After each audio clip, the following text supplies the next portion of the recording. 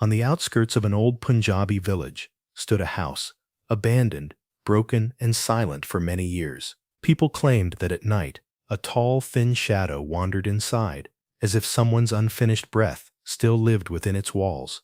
But one day, the house woke up again. Amira and her mother moved in, hoping to start a new life. The house wasn't perfect, but it was all they could afford. From the very first day, something felt strange. While walking through the hallway, Amira noticed deep scratch marks on one of the walls, scratches made by fingernails, harsh, desperate, painful. And among those scratches was a message. "I am still here." A chill ran down her spine. She told her mother, but her mother dismissed it. "It's an old house, dear. Old walls always have stories." But that night, Amira couldn't sleep. Around midnight, heavy rain crashed against the windows. Thunder rolled across the sky, and suddenly, metal clattered in the kitchen. Startled, Amira slowly walked toward the sound. The kitchen door creaked open by itself. Inside was darkness, and on the wall, illuminated by a flash of lightning, she saw a tall, thin shadow standing still. Her heart froze. For a moment, the shadow didn't move, and then, as lightning flashed again, it vanished. Over the next few days, the strange events grew more frequent.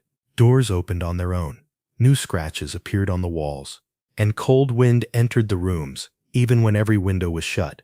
Her mother blamed the weather, the house, or their imagination, but Amira knew they were not alone. One afternoon, while cleaning the dusty storeroom, Amira found a wooden box hidden behind old trunks. Inside it was a brown, aged diary. On the front cover, a name was carved, Rabia. Her hands trembled as she opened the diary. The first page said only one sentence: "Nobody ever listened to me." Amira felt a strange heaviness in her chest. As she read further, a heartbreaking truth revealed itself. Rabia had once lived in this house, a gentle, kind-hearted young woman, but life had not been kind to her. After her marriage, she had been trapped inside these walls, her words ignored, her feelings dismissed, her pain unseen. She had cried for help, but no one cared. No one heard her. No one believed her. And in the end, her voice died, but her soul remained, tied to the very place where she was silenced. Rabia wasn't haunting for revenge. She was haunting because she wanted to be heard. That night, as Amira finished the diary and wiped her tears, the air around her suddenly grew cold. Curtains fluttered without wind. The room darkened. The door slowly opened, and in the corner of the room, a faint white silhouette appeared. A blurred figure with long hair, a figure with eyes filled not with anger, but with deep sorrow. Amira backed away in fear, but the shadow did not move aggressively.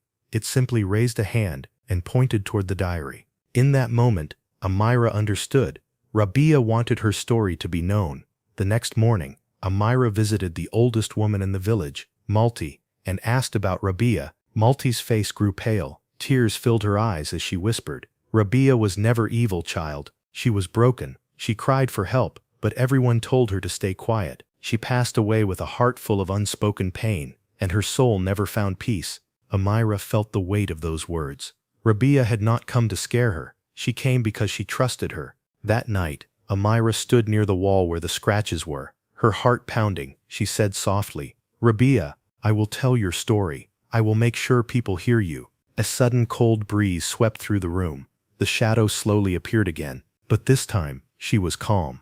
Her blurry shape glowed faintly. Her sorrowful eyes softened, and slowly her entire form began dissolving into soft particles of light. Within moments, she vanished completely. The air grew warm. The house felt peaceful for the first time. Rabia was free. The next day, Amira gathered the villagers and narrated everything. Rabia's life, her pain, her silent cries. For the first time in years, the village mourned Rabia. They honored her memory. They felt her suffering. They lit candles for her. A small memorial was built near the house, with a lamp that always remained lit. Rabia's voice finally reached the world. A few days later, Amira stood by the window of the old house. Sunlight entered the home gently, golden and warm. She smiled, because she knew the shadow that once frightened her was now at peace. Not every scream is meant to frighten. Sometimes it is the cry of a broken soul, begging to be heard.